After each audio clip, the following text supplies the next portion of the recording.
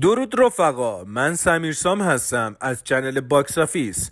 قبل از اینکه بریم برای معرفی فیلم، خوشحال میشم ویدیو رو لایک کنید، چنل رو سابسکرایب کنید، زنگوله رو فشار بدید و از چنل ما حمایت کنید.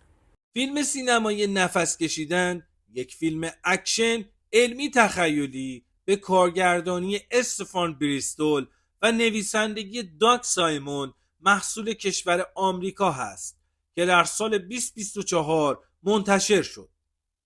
پس از یک فاجعه عظیم و بزرگ، زمین از گیاهان خالی شده و سطح اکسیژن جهانی به 5% کاهش یافته. بازماندگان به جای برقراری ارتباط با یکدیگر، برای بقای خود با دیگر بازماندگان بر سر دستگاه اکسیژن می جنگند. فیلم سینمایی نفس کشیدن داستان خانواده‌ای را روایت می کند که باید در این دنیای بیرحم برای زنده ماندن تلاش کنند.